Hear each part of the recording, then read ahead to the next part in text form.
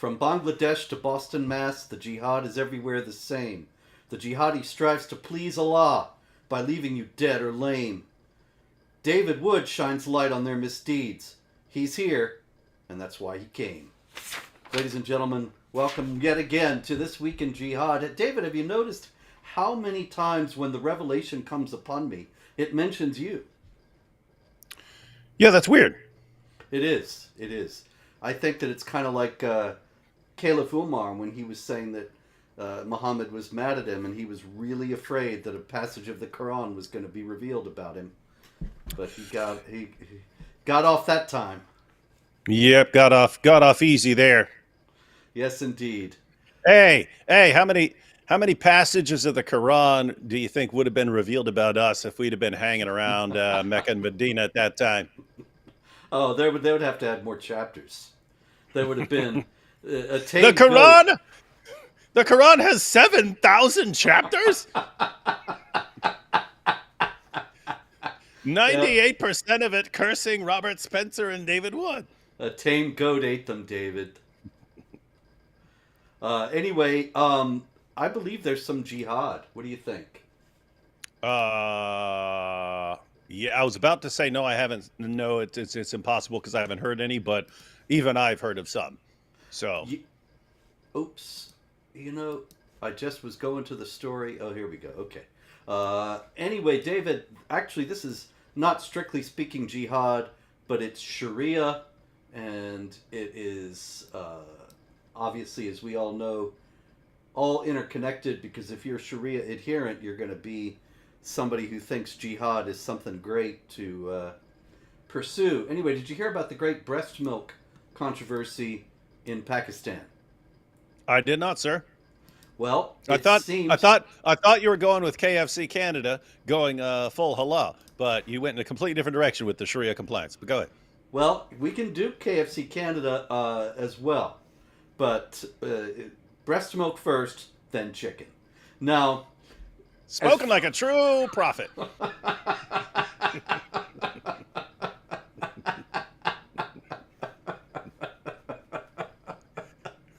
All right. So, what happened was a hospital in Karachi was setting up a milk bank for babies. And this was something that was designed to help babies who were premature, babies whose mothers were ill in some way, maybe not lactating. In any case, designed to save lives, in other words. And they knew that this was a hot button issue in terms of Islamic law. And so they checked the Karachi breast milk company. They checked. They said, we've been working on the bank for a year, said Dr. Jamal Raza, the executive director of the Sindh Institute of Child Health and Neonatology. And anyway, he says, we had been in intense discussions with the religious clerics from Jamia Dar ul Uloom Karachi for the last 8 months. The scholars had raised several concerns, all of which were addressed, and they got the go-ahead for the breast milk bank. Yes, indeed. But then, after the thing was inaugurated, just on June 12th, last week, the Jamia Dar ul Uloom Karachi withdrew its fatwa of assent, and the place had to close. Hafiz Muhammad Tahir Mahmood Ashrafi, chair of the Pakistan Ulema Council, he said, the objective of the doctors who wanted to set up the human milk bank may be in good faith, but we concur with Jamia Darul Uloom Karachi and do not think it needs to be encouraged. And he said that the problem, of course, is that you got all these different sources for the milk, and they're going to be combined. Not only that, and then they said, okay, we won't do that. We'll keep track of who they come from, but also they had to keep track of who they went to. Mm-hmm. And everybody who they went to would then have to be listed as the foster child of the donor. And the whole thing that's what I was thinking. That's what I was thinking. That's what I was thinking the entire time you were telling the story. Is like, given their rules, this is not going to work out because everyone's going to end up being related to everyone else through fosterage. If anyone out there doesn't know what we're talking about, in Islam, if a woman breastfeed, if my mother were to breastfeed some other guy, or he were to drink her breast milk for some reason or something like that, then we're like foster brothers or something like that. If it was a girl who was breastfed by my mother, then that girl is now off limits to me because we're kind of brothers and sisters through fosterage. And so you've heard us talk about stuff before, probably when it comes to the missing Quran verses that were about breastfeeding adults, because Muhammad actually used this as a solution to a problem in society. Let's suppose you're a man, you have to go away on business, you have to leave your wife at home, but there's a guy who works in your house. Or maybe your wife has to be around some guy in some place or something like that. You're worried about them committing adultery while you're gone. So what do? This issue was brought before Muhammad. Muhammad, how do I make sure my wife is faithful to me with this guy, this young stud that works in our house? How do I know she's going to be faithful while I'm gone? Muhammad said, don't worry, I'll ask the great God Allah, who revealed, just have your wife breastfeed this young stud 10 times, and then he'll be her foster son, and there won't be any sexual attraction between them. So if you want to do away with the sexual attraction between a man and a woman, just have her repeatedly stick her big round breasts right in his mouth.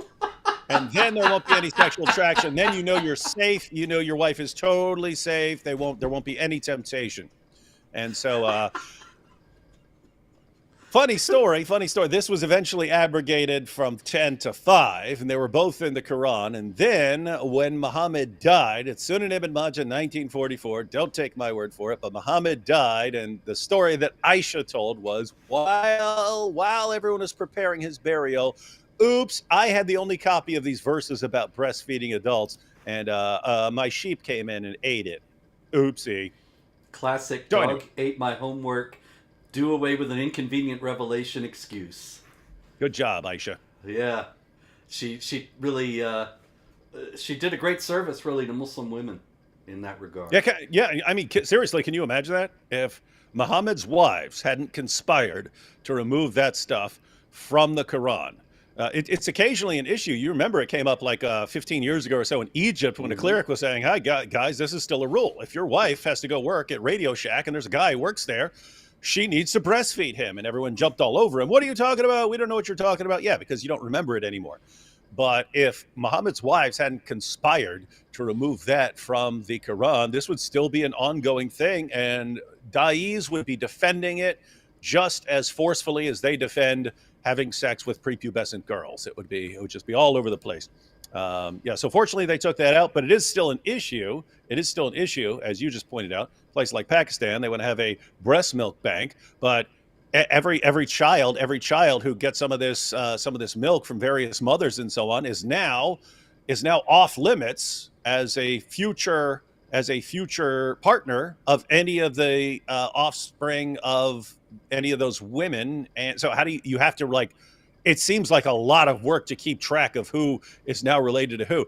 The crazy part isn't that like the cousin marriage capital of the world, and all of a sudden they're worried about fosterage, where you're not actually biologically related, you're not actually causing any birth defects by having these close relations. So hey, let's do away with the let's do away with the actual biological. Wait, what are they doing? Wait, we want the actual biological relationships that cause birth defects. Let's just make sure we don't have the imaginary relationships that don't cause birth defects. That's the one we're concerned about, because that's the one that Islam actually forbids. It's just all the same, all this craziness all the time. And I should note also in that connection that one of the reasons why this is still a controversy, you're quite right, that because it's not in the Quran, you don't get people saying it very often. And there was the big controversy in Egypt when they did say it a few years ago, and people were saying this is crazy, we got to rein in these crazy imams with their insane fatwas. But the crazy imams with their fatwas are not coming from nowhere. This is still in Sahih Muslim. which is, of course, an extremely highly regarded hadith collection. And it's got Aisha reported that Salim, the freed slave of Abu Hadhaifa, lived with him and his family in their house. She, the daughter of Suhail, came to Allah's apostle and said, Salim has attained puberty as men attain, and he understands what they understand, and he enters our house freely. I, however, perceive that something rankles in the heart of Abu Hudaifa. In other words, he had the hots for her. Whereupon Allah's apostle said to her, suckle him, and you would become unlawful for him, and the rankling which Abu Hudaifa feels in his heart will disappear.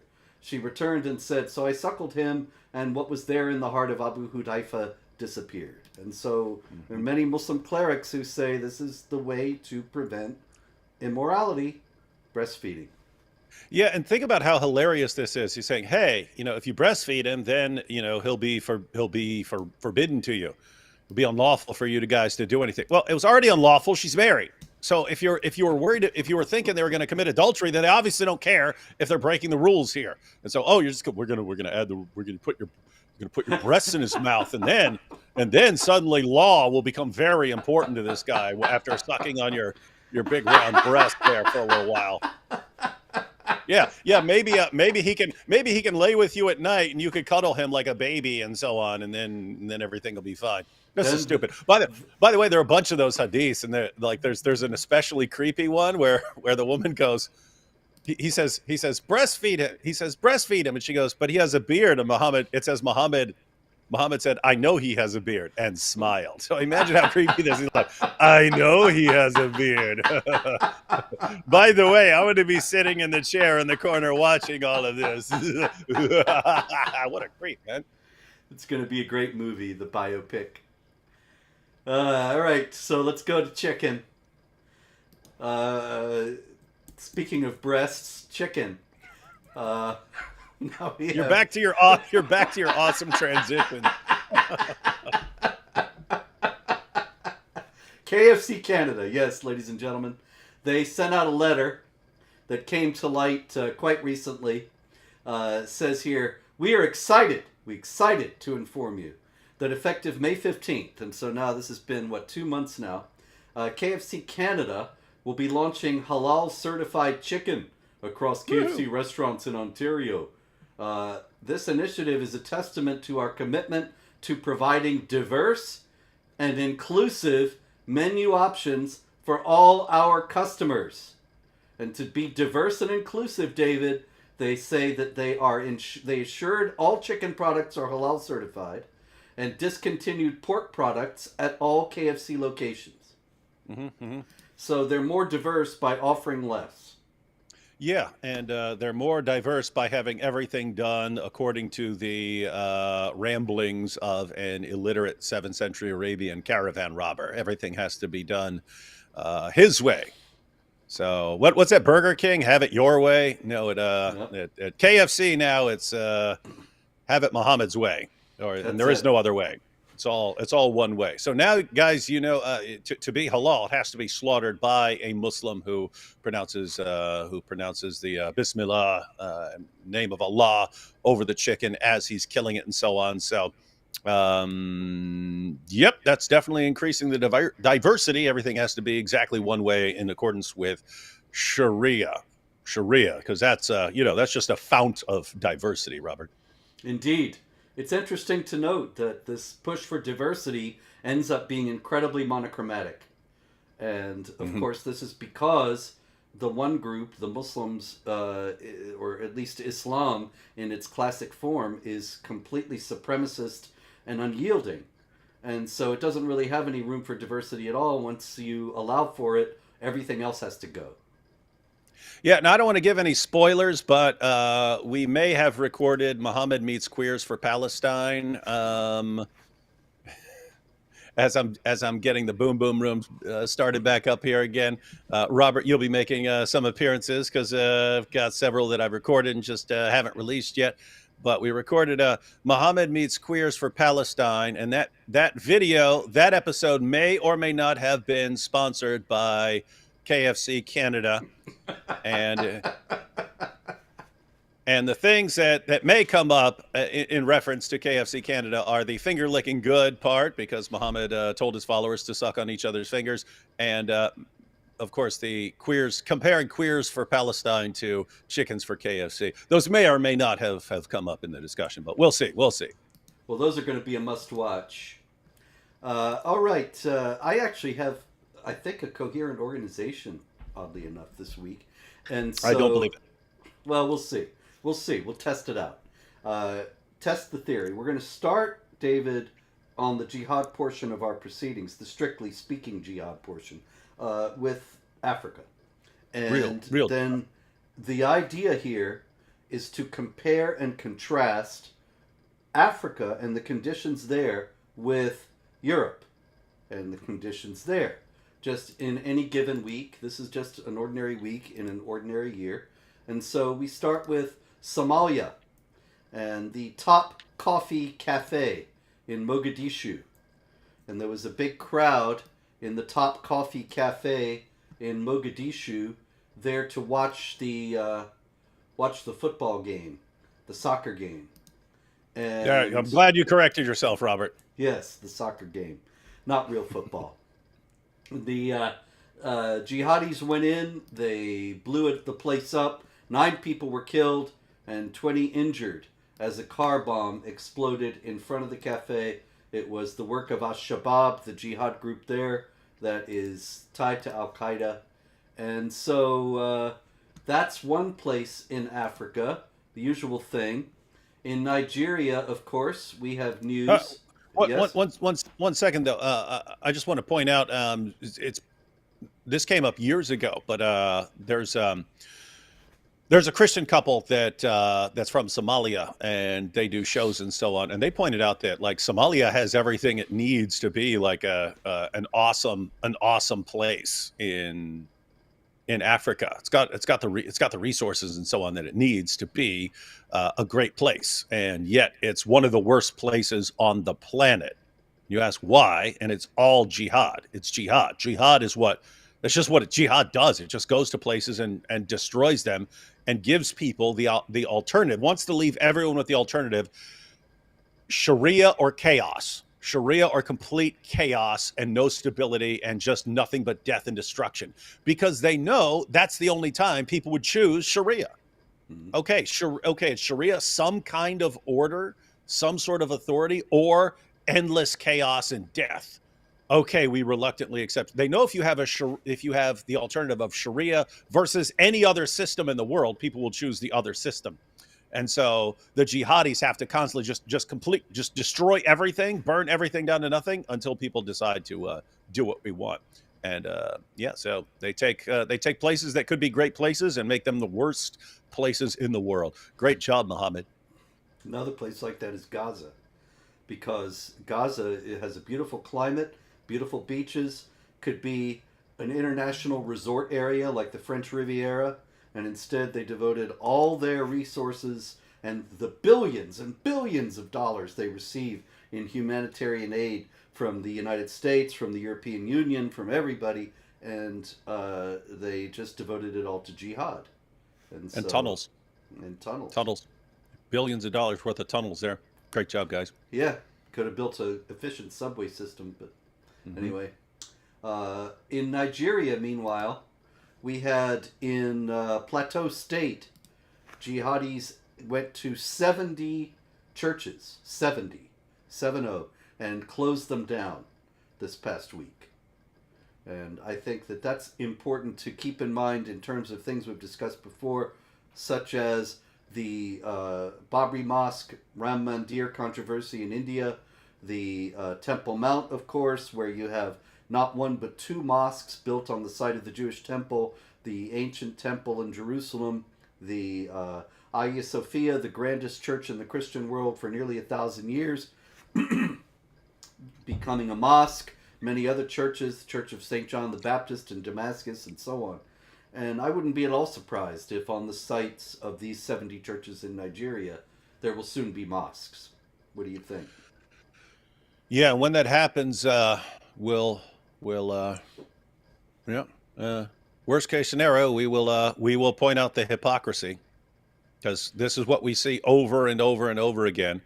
Muslims will cheer when they take a church and convert it into a mosque, and they think it's great, and then they whine like little babies when someone takes a place that ever had a mosque on it and turns it into anything else, and they whine like baby. There's no concept of consistency, and you wonder, people may wonder why. It's built into the religion. When Muhammad left Mecca and went to Medina, what are the revelations he's getting in the Quran? Whining about how intolerant the pagans are because they won't let them take the pilgrimage anymore. Oh, look at these intolerant pagans. They're so mean. They're so evil. They're so wicked. They're so intolerant and Islamophobic. They won't allow us to take the pilgrimage. Then Muhammad takes it over. No one's allowed to take the pilgrimage anymore except us. And it's like, they don't get it. There's no concept of consistency at all. And certainly no reciprocity between the best of people on earth, as the Quran calls Muslims, and the most vile of created beings, as the Quran calls non-Muslims. So if you have such a disparate group of people, then you have no need to treat them in an even-handed way. All right, in Algeria, same thing, David. 43 out of 47 Protestant churches closed. Christians, both Catholic and Protestant, warned that if they proselytize, they will be liable to prosecution. So that's Algeria and Nigeria. Churches being closed, Christians being persecuted. And then we go to France. And what do you think we see in France, David? Jihad. You are correct, sir. This is, let me get it here. I know I have it. Thought I did. Why is it that I put these things in here and then they're gone? Because you were bragging about how organized you are. Now, see, that's it. It's pride. It's you jinxed yourself. That's it. Yep. All right. Anyway, there's a church in Paris. Notre Dame d'Outre, something, you know. Anyway, this guy, last Sunday, he went into it, and then again on Monday, and he wrote with a black marker on pillars of the church. He wrote, "Submit to Allah, infidels. Prayer 5 times a day. Bastard Jesus, only one God, Allah. Big Babylon destroyed Satan the church. The church here we are burning, the first part. The last prophet Muhammad. The head cut off from those who exceed. I will make war on you, Christian world. We Muslims, we cannot accept this whore of religion. Go to hell, Satan burns." I do have to point out, for everyone who's thinking, wow, this guy sounds like an idiot. I mean, keep in mind, this guy is a University of Paris scholar compared to his prophet, so don't condemn him. I do want to point out one thing, though. The guy said, "Bastard Jesus, one God, Allah." Somebody earlier said to me, well, that means he wasn't really a Muslim, because Muslims would never talk about their beloved prophet. Wrong. Absolute nonsense. Absolute nonsense. I get messages from, I could start screenshotting them. I get messages from Muslims all the time saying Jesus is gay or Jesus is gay, and it's just endless. And keep in mind, these are the same guys who will lie about anyone in the Bible in a heartbeat if it's somehow in their mind linked to defending Muhammad. So these are the same guys who will say that Abraham sent his servant to get a 3-year-old bride for Isaac. Complete nonsense, according to the text, but they'll say that. So Abraham, he's a pedophile. Isaac's a pedophile. Everyone's pedophile. They'll just, yeah, so no, they don't respect the people they claim to respect. They respect one guy, Muhammad. Everyone else is under the bus. That's it. Also in France, we have, I know I have her picture. I know I got it. Here she is. Séverine. This is a French name, David. That's the defense attorney there. Séverine Leroux. Leureux. Séverine. In French, that's pronounced fin, I hear. Exactly. So Séverine Leroux, whatever. She's the defense attorney for this chap named Mukhtar B. They didn't give his last name. He's from Morocco, although he was born in Algeria. And he was arrested by the cops for shoplifting. And when he was arrested, he said, "Allahu Akbar, I'm going to blow you all up, you infidels." Mm-hmm. And so he's being charged with justifying or glorifying terrorism, which is a crime in France.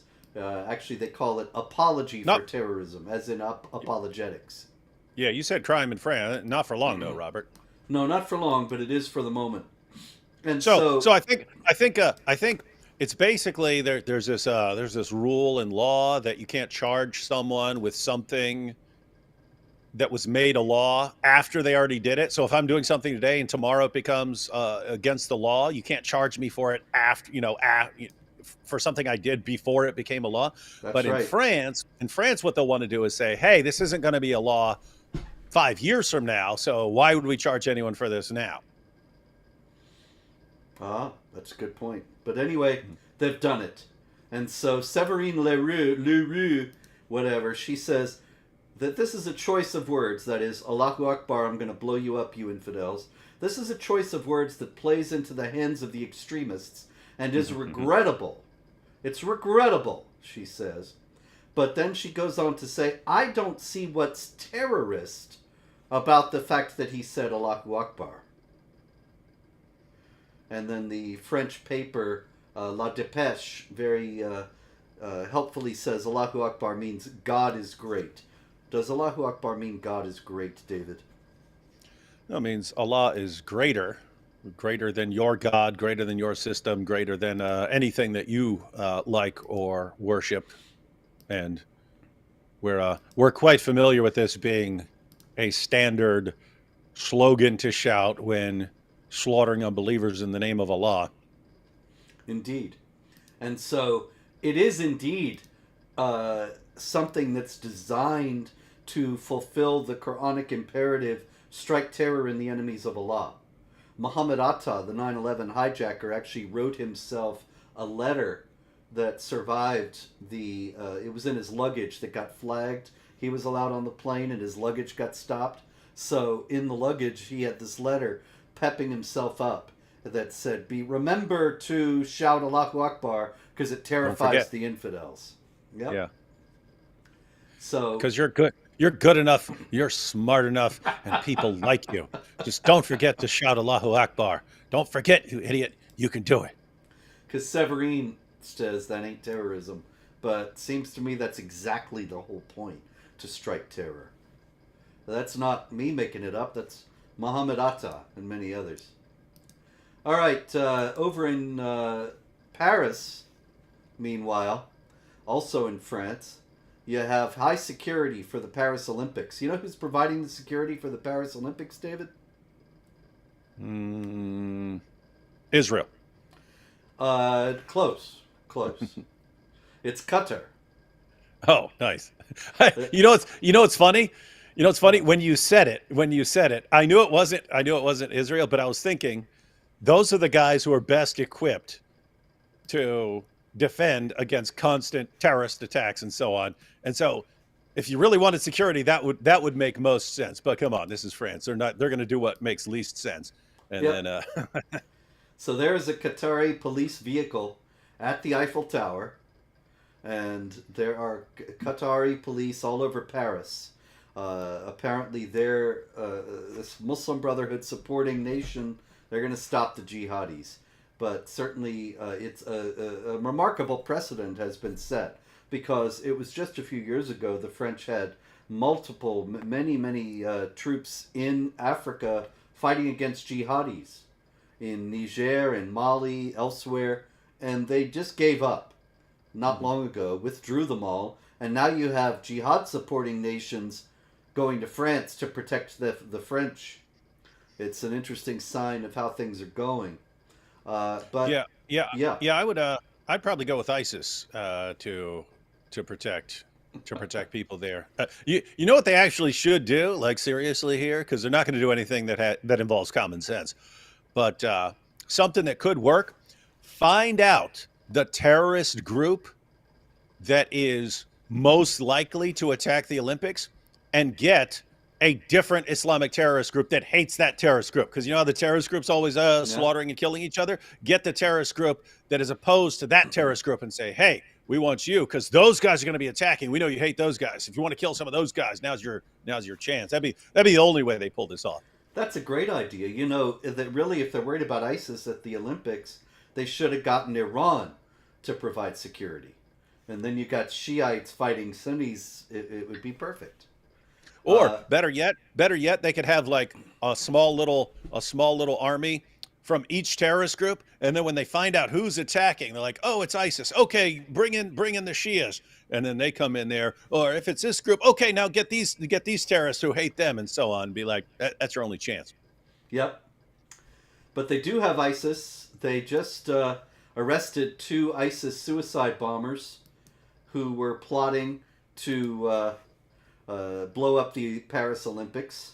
And they were arrested, but I believe it was just yesterday. Let me make sure here. Today is Wednesday the 17th. This was actually 2 days ago, the 15th. CNN reported that a French soldier who was part of the anti-terrorism force was stabbed in Paris. So I don't know how effective these French are going to be, even with their Qatari friends.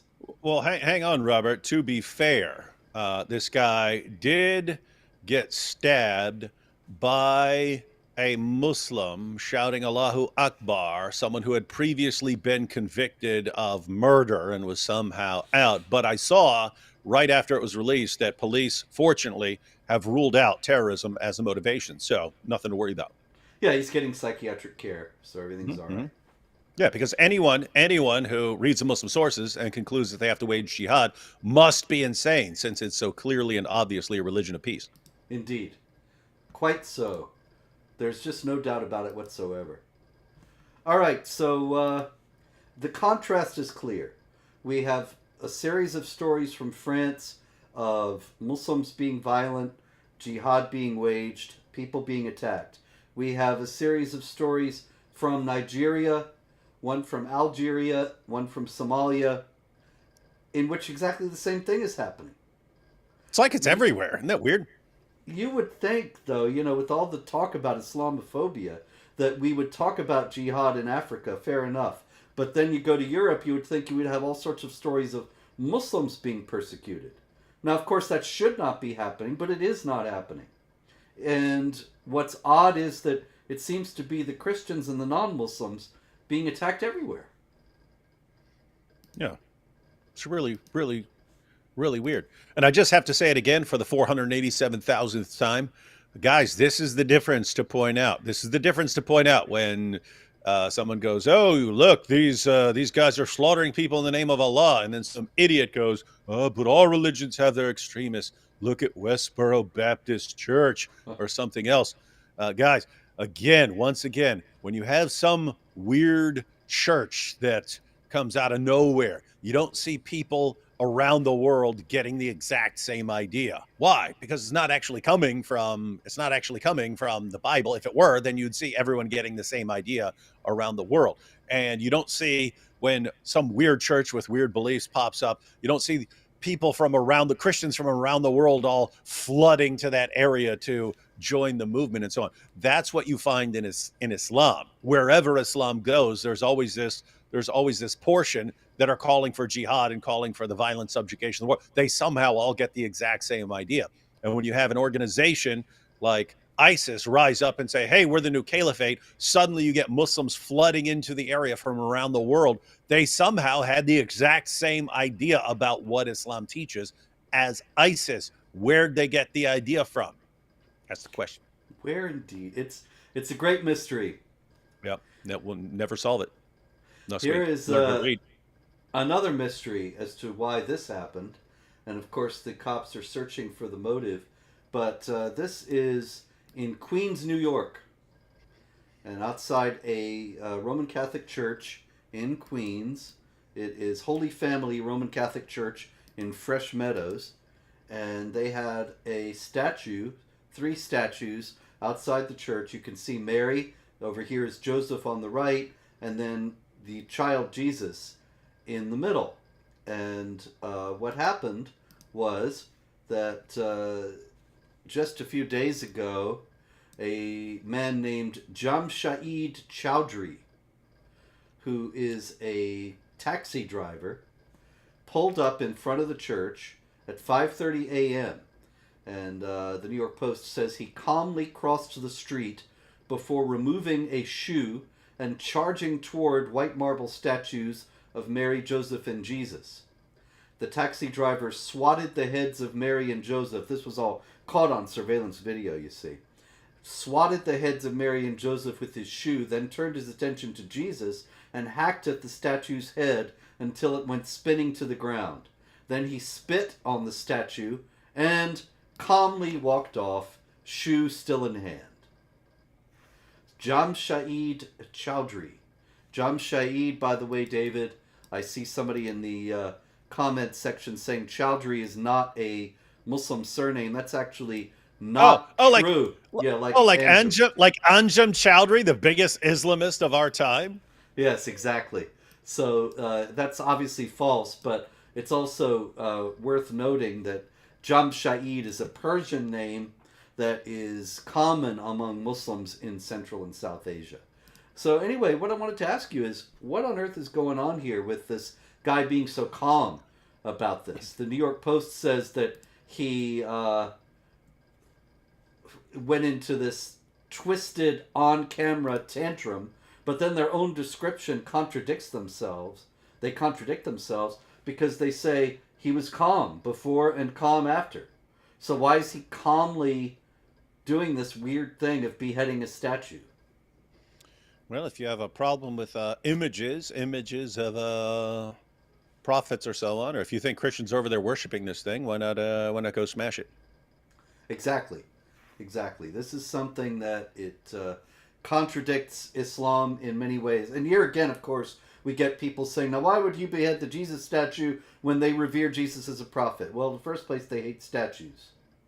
No representation of the human form is allowed. Also, the statue is obviously in a Christian context. It is a manifestation of belief in the divinity of Christ. Christ as the Son of God, Christ as incarnate, all these things that are rejected in Islam. Yeah, and it's just it's amazing because it's always the same thing. How much Muslim outrage do you have? How much Muslim outrage do you see when someone does something in a church, desecrates a church, burns a church, smashes a statue, whatever, desecrates Christian or Jewish graves? How much Muslim outrage do you see? None. And yet these are the same guys who demand we do nothing but show the utmost respect and reverence for their prophet and their book. And when we don't, they complain, oh, but when do Muslims ever do anything to your religious symbols? How about all day, every day around the world? You just don't pay attention to it because you don't care. There you go. All right, plenty more jihad here. Let's see. We did this. We did that. Oh, speaking of statues, we had, of course, the Anne Frank statue in Amsterdam that was painted on the base of the statue. You see there, painted Gaza underneath. Now, what does Anne Frank have to do with Gaza? This is obviously Nothing. Just the targeting of Jews in general. Yeah, and that's what really comes out. And you know as well as I, when they're speaking in Arabic, it's all Jews, Jews, Jews, Jews, Jews, Jews, Jews. Mm-hmm. That's what you find in the Muslim sources. Jews, Jews, Jews. It's not the hour will not come until the Muslims fight the Zionists, and the Zionists are hiding behind rocks and trees. It's just Jews. The Jews are hiding. The Jews are the targets. But when they're speaking in front of a Western audience or to Western journalists, it's no, we have no problem with Jews. It's just with the Zionists. Exactly. And yet you see what they actually think. They keep showing their true colors. The Western journalists always fall for it too. Yeah, because Always. they're stupid. Because they're stupid. Yep. All right, 1972 Munich Olympics, David. I don't know if you were watching. I was 10 years old. I was watching. And Which there was which year? the Which year? 1972. Okay. So I, I I think you wasn't. might have I missed it. wasn't. I wasn't born for 4 years. So. Oh, well. Anyway, the Munich Olympics in 1972, there were Palestinian jihadis who went and murdered members of the Israeli Olympic team. And I mention it now, all these years later. This is a very famous photograph of one of the killers, and he's there at the Olympic village where the Olympic athletes were staying, and he they killed a lot of Israelis, as I said. In any case, there was going to be in Paris at the Olympics this year a memorial ceremony honoring the Olympic athletes who were murdered at that time. But it was moved because of fears that it would be targeted by Islamic jihadis. So the memorial for the Olympic athletes killed by Islamic jihadis is going to be held in secret for fear of Islamic jihadis. That's good. That's good. That's wise. It's If you're a coward. Yeah, it indicates the If you're a advance. coward who's Oh, Yeah, just saying, if you're a coward who's constantly trying to appease terrorists, then yeah, it's a good move. indeed, and that's what we got. That's what the Hmm. world is awash with these days. Speaking of which, speaking of appeasement and denial, let me get this guy, Zaniar Matapur. There he is. This is Zaniar Matapur. And Zaniar Matapur is from Iran, and he lives in Norway. And in 2022, he went to a gay festival in Oslo, and he killed 2 people and wounded 9 at a gay bar, the London Pub in Oslo. And When you started that story, Robert, I thought this was going in a very different direction, but go ahead. well, actually, it is going in a different direction from what you might expect, because this is not really about the murders, which took place in 2022, but he was found guilty of terrorism this past week. And I thought it was amazing that the AP story, the Associated Press, headlined its story, Iranian born Norwegian man found guilty in 2022 Oslo LGBT plus festival attack. So this is the Iranian born Norwegian Looks in Norwegian to question. me. Yes, he's clearly quite Norwegian. I expect him to start singing songs from The Sound of Music. No, that's Austrian, isn't it? But it's all blondes. Anyway, this is just more of this denial and obfuscation that they call this guy Norwegian, which, that's like calling, if I happen to be standing in the garage calling me an automobile. He's in Norway, but he's not Norwegian. And not only that, but Zaniar Matapur would not even say that he's Norwegian. Because I would lay odds, I'd bet you money right now, David, that he considers himself to be a citizen of the Ummah, the global Islamic community, and thus not a Norwegian at all. But what's the thing they want to avoid saying that he is? Muslim. Precisely. And so any other descriptor will do. Yeah, when you said this guy was going to a gay bar, I thought we were going to end up with stories like the ones I've been reading in the Muslim sources about. You've seen them. You've seen them, Robert. Oh, yeah.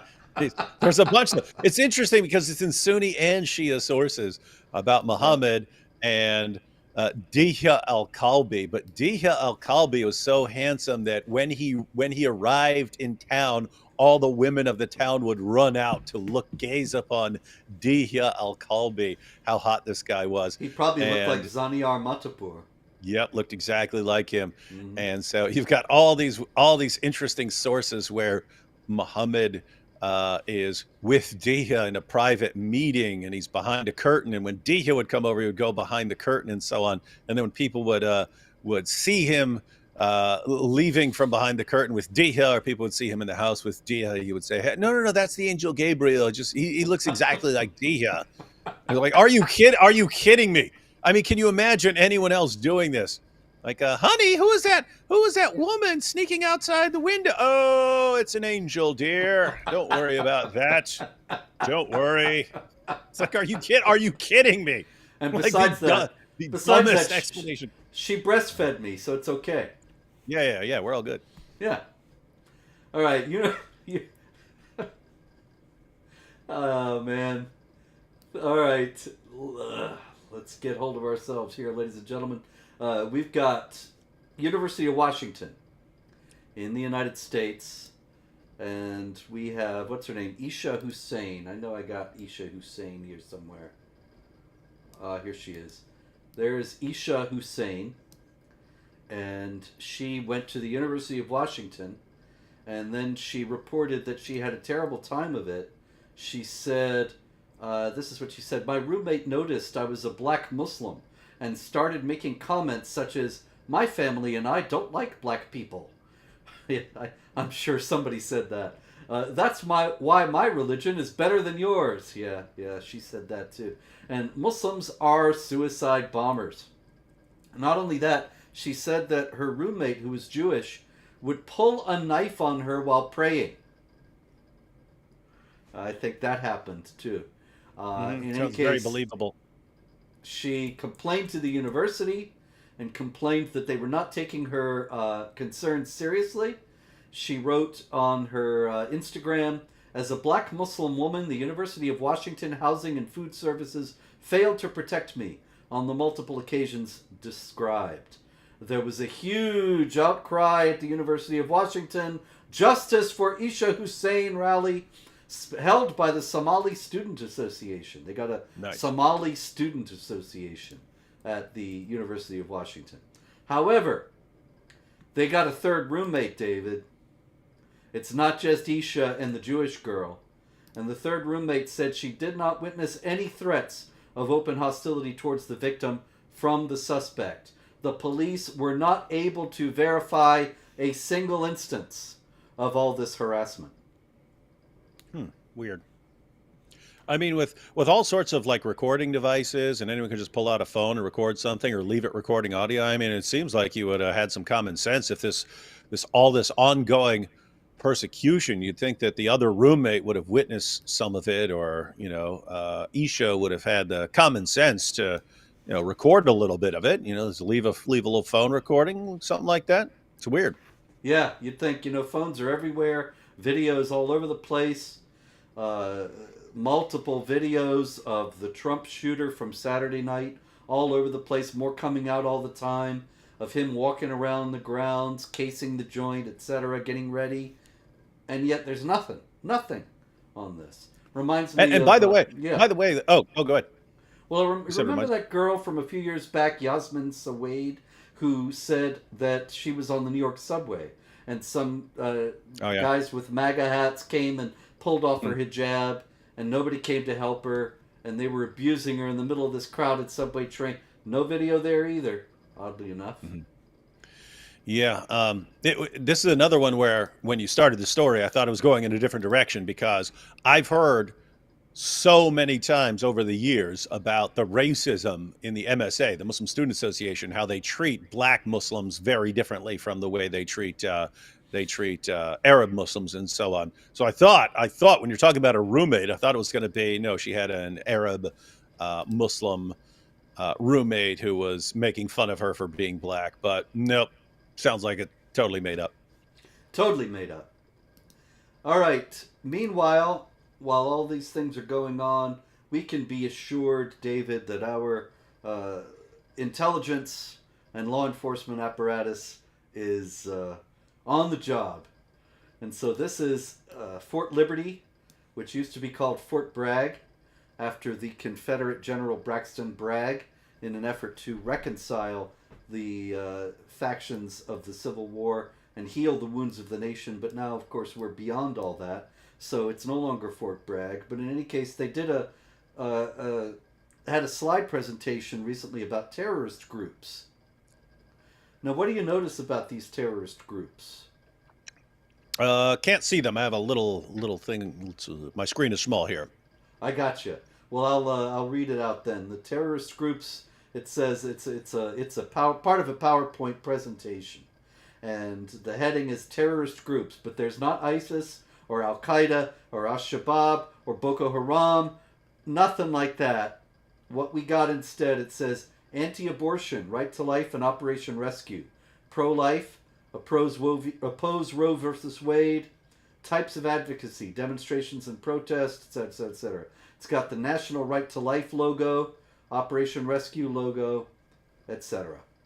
Those are the terrorist groups that they're the U.S. military. Yep. They're the ones we need to be most worried about. Not the ones that are going to slaughter us in the name of Allah. Those are our friends. Indeed, indeed. Meanwhile, we have the southern border, or what used to be known as the southern border of the United States. There's no border, Robert. Come on. Indeed, it's a passé idea to have a border. It's one world, Robert. We're one big world. Come on.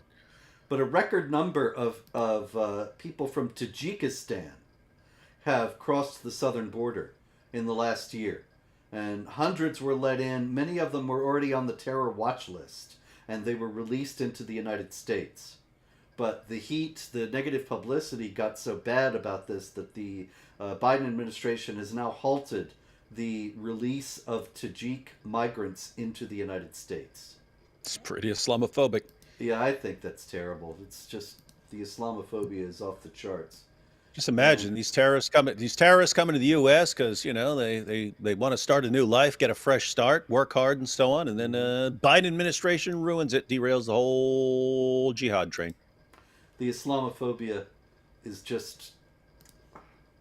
I'm speechless. David, meanwhile, we have other outrages. In the UK, you might have seen this video. These were pro-Hamas demonstrators in UK, and they are complaining that male police officers touched a Muslim disabled trans person of color with... That's the last person on the planet you want to touch, because that's every box. That's every box checked. That's every possible box of someone that you don't want to, that you get in trouble for touching. Yeah. Right there. A Muslim disabled trans person of color was touched without, I don't know what to say, his, her, its consent. So, the people making the video were outraged.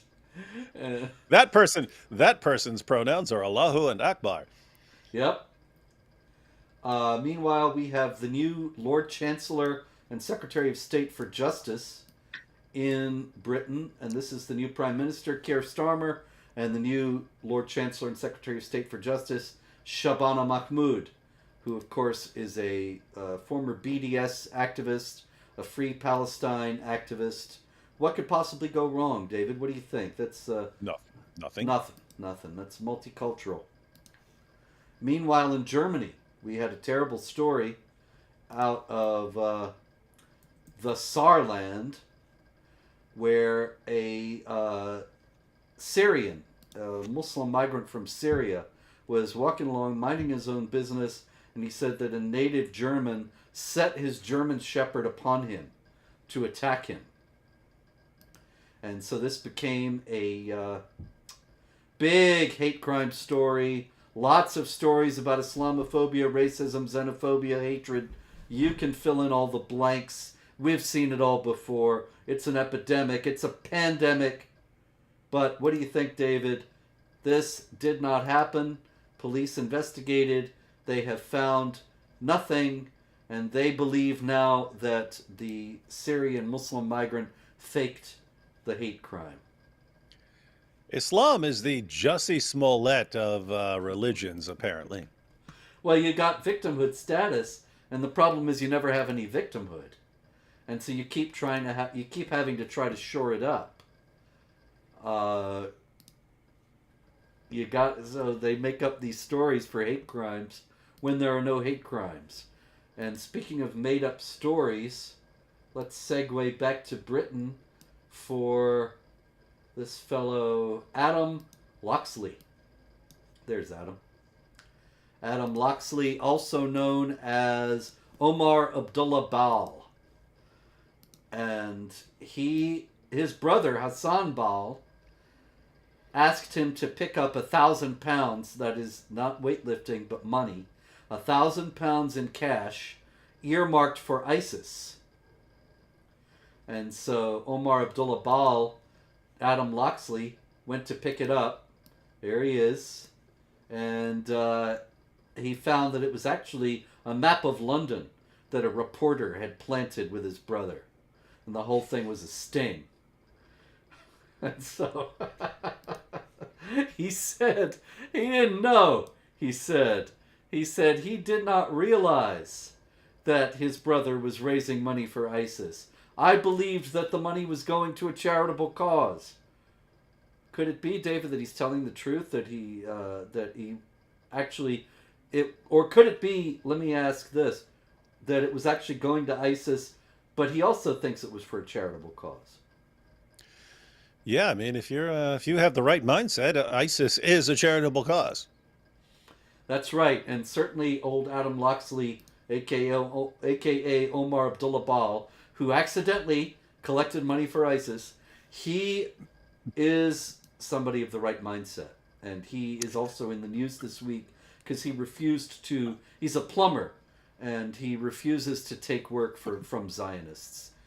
Yeah, like back when you had like CARE and their unindicted co-conspirator status and so on for this Holy Land charitable giving scheme, but it was funding terrorism. I mean, they all thought that was a charitable cause, and it's going straight to terrorists. That's right. Absolutely. Islamic, as a matter of fact, the Islamic law regarding almsgiving, zakat, is that it's permissible to give it to jihad. As a matter of fact, you are obligated, if possible, to give some of it to jihad, but anything that's zakat eligible is good enough. But giving that's to straight jihad out of the Quran. That's straight out of the Quran too. Precisely. So it's a meritorious act. Hey, David, we got a new religion just dropped. The Ahmadi religion of peace and light. Have you heard of these guys? It's not the Ahmad. It's not the regular Ahmadis? No, these are out of Egypt. Oh, okay. Cool. And I'll read you what Bitter Winter, which is a site that tracks religious persecution. Bitter Winter says, the Ahmadi religion of peace and light is a Shia derivative new religious movement, not to be confused with the Sunni derivative Ahmadiyya community that is in Pakistan. Yeah, change your name, guys. You're only going to confuse people. Yes, but the Bitter Winter calls it Aropal, which is the acronym Ahmadi Religion of Peace and Light. But it just makes me think of ROFL, rolling on the floor laughing. But anyway, Aropal originated with the teachings in Iraq of Ahmad al-Hassan, whom devotees regard as the Yamani, a John the Baptist-like character who paved the way for the appearance of the Imam al-Mahdi, the eschatological figure who will restore a divine just state in the end times. The Aropal identifies the Qaim, the riser of the family of Muhammad, the end times character who leads the actual rise for Imam Mahdi for the establishment of the divine just state. And with Abdullah Hashem Abba as-Sadiq, a college-educated American citizen with an Egyptian father and an American mother.